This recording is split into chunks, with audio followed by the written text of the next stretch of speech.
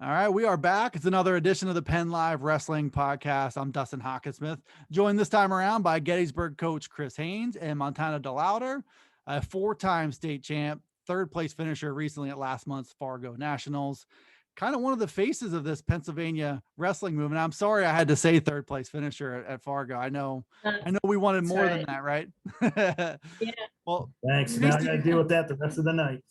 a fresh reminder. You're welcome, guys. Well, thanks for being here. We're calling this Girls Wrestling Week on Penn Live. It's really just a reason to, recognize the achievements of the 11 state champions and, look at where this movement stands as we go into the final couple weeks of summer. I think there's some exciting stuff to report there, and we'll get into that a little bit later this week. But Montana, I just wanted to maybe start with you guys and just, look at the Olympics most recently. And I don't know how much of that you watched and what you thought of what the women did out in Tokyo. It was a really strong performance. They started the week last week with 5 all-time medals, and they got 4 more in Tokyo this time. What'd you think about that? It was awesome. I watched all of it. So I watched all the guys' side and the girls' side, and I thought overall everyone did very well. Just to see how far the United States has come. In the past, we've had couple medals here and there, but to have 4 in one Olympics is pretty amazing. I don't know. It was just cool to see. My goal is to be an Olympic champ, so to see that, it kind of makes it realistic. Which, I kind of thought it already was, but it just kind of makes it more more doable. It looks like. Yeah. And I thought, it was interesting. Like this time around, there were some, recognizable faces. There were some, some of the real brand names in women's wrestling, Helen Maroulis, Adeline Gray, and there were some new faces too. Did you grow up watching any of these? I don't know if any of them really stood out as wrestlers that you tried to emulate maybe. Yeah. So a lot of them, whenever I was in middle school, were in like senior year of college, stuff like that. So I got to watch a lot of them at WCWA nationals. And I've watched them pretty much throughout their college and senior level careers. So I got to see a lot of it and kind of see like where they went, what steps they took. And now, they didn't have as many opportunities as there are now with RTCs and stuff as well. So they were able to do that without everything that's popping up now. So that's pretty cool to see. Chris, I don't know if you were able to watch the whole interview I did. It was actually earlier today with Terry Steiner, the women's national team coach. And one of the things that really struck me about what he said was that from the time that he started in 2002 until now, he said that, the men's wrestlers were kind of ridiculing and laughing at the women's wrestlers, even as far back as 16 or 18 years ago. Sometimes I think it feels like, progress maybe feels like, especially in Pennsylvania, as this fight's ongoing to try to accept, girls wrestling and sanction girls wrestling. It feels like progress is a far way off, but, he was mentioning that this time around in Tokyo, that the men and the women were working together and there was a real kind of synergy there. You're familiar with the idea of that. How have you kind of created that synergy in your wrestling room between the boys and the girls who are in your program? Well, I think one of the biggest impacts is I can directly relate to what he's talking about because Sarah McMahon was my teammate for that first Olympics that Terry Steiner is talking about. And I know watching her and Jenny Wong as teammates in some of the things that they had to battle and go through, it has left a lasting impression with me. And to see where we stand today, with our female wrestlers, it's outstanding. And a lot of it has to do with, the men changing their mindsets and coaches changing their mindsets and creating a more inclusive environment and not just welcoming the women into those environments, but, creating equality between the two. And you could see that at the Olympics. You could see that with them supporting one another. And those are the type of things that I try to incorporate at Gettysburg. All walks of life can join the wrestling program. We welcome males, females, tall, short, doesn't matter. We want to provide everybody an opportunity to be part of the group. Because ultimately, not everyone's going to be an Olympian. Not everyone's going to be a Fargo Place winner. We have lots of people who hardly ever win any wrestling matches. But the atmosphere that they get to be part of and the the relationships they build and the character traits they build by being part of our program last forever, and not just throughout their lives. They take their skill sets in their experiences through wrestling and pass it on to their kids or to another group of kids and to other people. And ultimately, you know, as a coach, that's the type of stuff that I want to take place in my program. That unity, that support, that culture. You know, it's not just winning wrestling matches, which is great. I want to win wrestling matches, but let's win at life. Did you experience anything that he said he experienced in terms of like, I'm not sure if I should do this with a girl or that with a girl, like just kind of like a hesitance to your coaching style with girls versus boys, or did you just kind of dive right into this? You build your relationships. You know, make sure that you know, you're comfortable with your athletes. You make sure your athletes are comfortable with you. And ultimately, those relationships get built very quickly. A lot of times, it's more an aspect of approaching parents and how to communicate with them because they understand even less of what's going on and happening a lot of times. And those are the things that, you know, sometimes you question how you need to handle those situations. But it's all about relationships, making those connections and making sure, just like you do in the classroom, you make sure that everyone feels safe and comfortable. And then build upon it. So I think we've probably covered ground, and everybody seems to know the impact that Montana has had on female wrestling, on the Gettysburg wrestling program. I wanted to ask you guys, like Montana, Chris, I'll ask you the same thing then. What impact has Chris had on you, on a personal and individual level? And I mean, you can be like, you're sitting right there next to each other, so maybe it's an awkward thing to answer. Feel free to answer it however you like. I don't know how much awkwardness you'll get between us. No, honestly, I think Coach has always just treated me as a wrestler, and I think that's what's helped me to be successful. Is I've never been treated as a girl wrestler. I've just been treated as a wrestler, so it's helped me to excel at the same level that the boys have. And also, he always has me wrestle with the boys. He doesn't treat me any different, so I always get pushed just like them, and that helps me to get to their level. So I've never really felt left out, never felt behind in any ways. And I don't get the special treatment of, oh, you can walk or something like that on a run. So it's tough, but him being tough on me has helped me to be where I am now.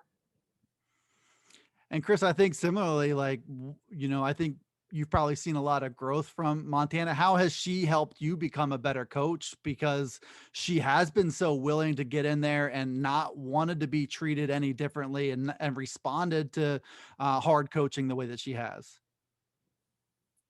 She's had a huge, impact on my coaching style and things. Just because it has allowed me to reiterate the aspect of coaching individuals, coaching people, not coaching boys and girls. And again, I think so much of it, has affected our community because there's been lots of times people question the way I speak to her or my approach to her and stuff. And it's pretty simple. Like, you would never question me if she was a boy, but here you are questioning it because she's female, and that's not okay. That's not acceptable. So it has helped me to understand where our society and culture is. And to make those adjustments moving forward. And within the Gettysburg community and things like that, it has changed greatly because of our relationship and the interactions people have seen. It has made our culture and our society much, much stronger. And, I think I've had this conversation in different ways with you, Chris, in the past, just in terms of trying to get people who are in your position to think about change in any way at all, and I don't think it's even just about, girls, boys, whatever. I think there are just a lot of coaches, and maybe you can just assess how accurate I am or not here, but there are a lot of coaches who don't want to make any changes because they're just thinking about a certain result or certain success for their program or winning this or winning that. I mean, how positive has opening your doors up to whoever wants to come in? How positive has that approach been for your program, girls, boys, whatever? Well, I think you kind of hit the nail on the head there, is that a lot of times everyone's focusing on winning. We want to win, but the focus is on improving and getting better and getting the most out of every individual and putting a huge importance on the group. Wrestling ultimately is the greatest team sport. Everyone always chalks it up as it's individual, but my best wrestler has the same values as my worst wrestler. In a dual meet, they have the same points riding on each of them. The culture of our group has very much been this aspect that everyone holds the same value. And by opening the doors, that kid who's not athletic, who just got cut from the swim team or basketball, we welcome them in and they immediately feel that value because they're important to me and they're important to their teammates. Kids that would never be in an athletic program join the program because of that. Winning, I think, is a product of that culture, and winning will come and go. But those points that we want to stress about the value of each other, it's going to continue whether we're 20-0 or 0-20. I think I can offer a testimonial to that team building process because, last year in particular, I think on paper, I don't know if you really belonged in the same match as Central Dauphin in that District 3 title match. Right? I don't think I'm saying anything insulting. I think you might agree with that in terms of just overall roster talent, stars, hammers, however you want to put it.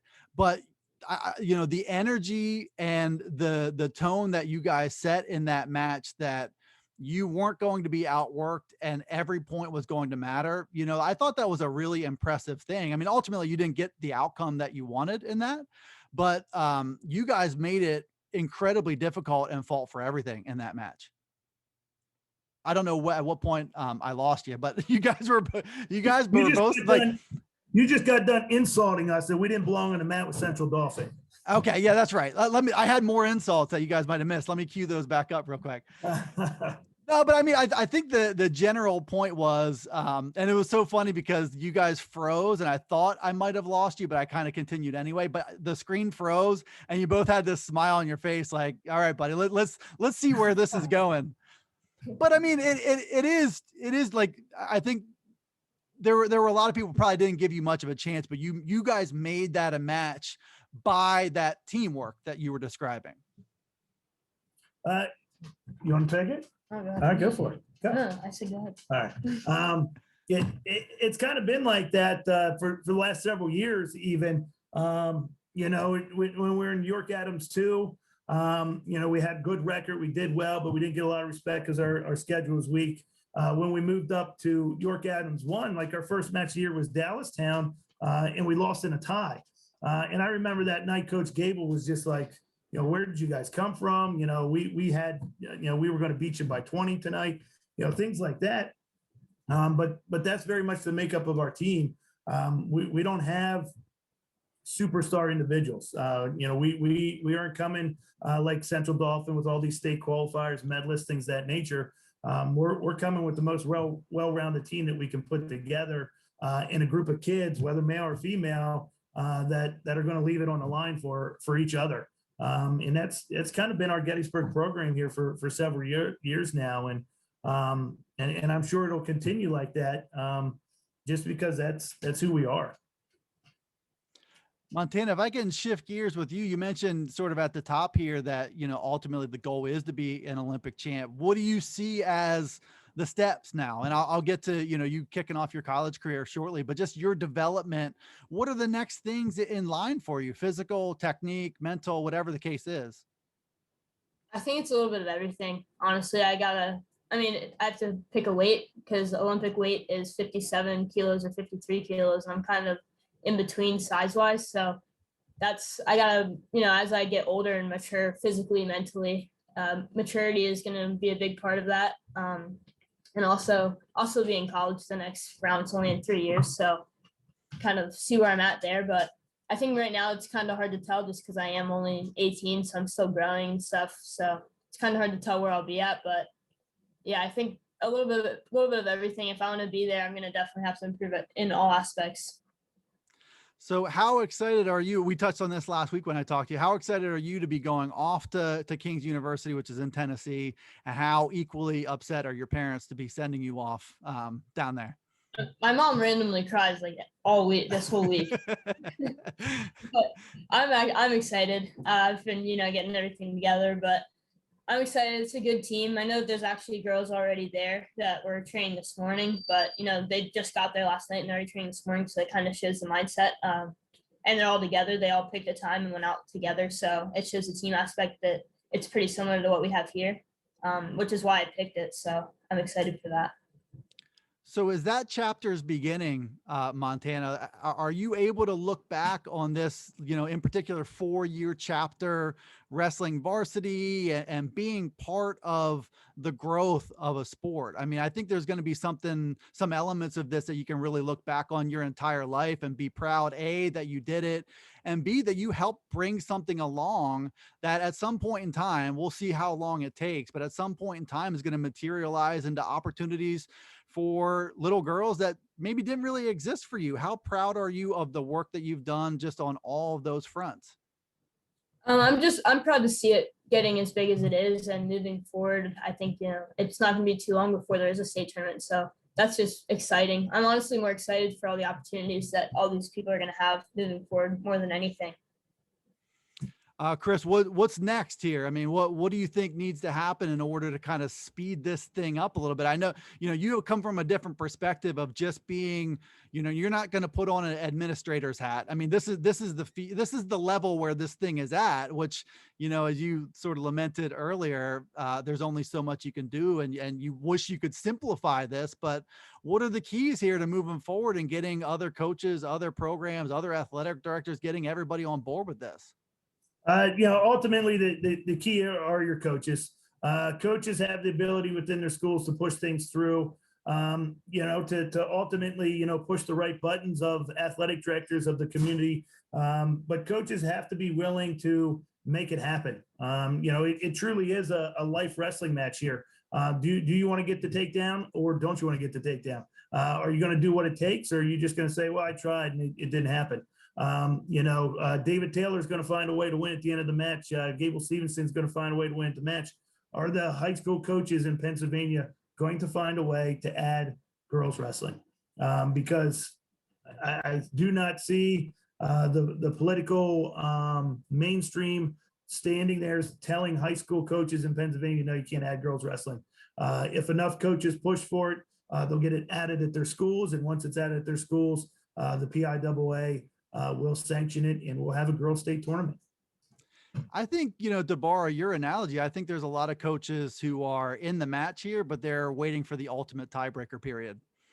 That's where we're at.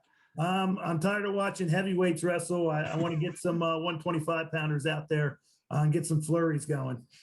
Let's get some action. Hey, I think there's a lot of people with you.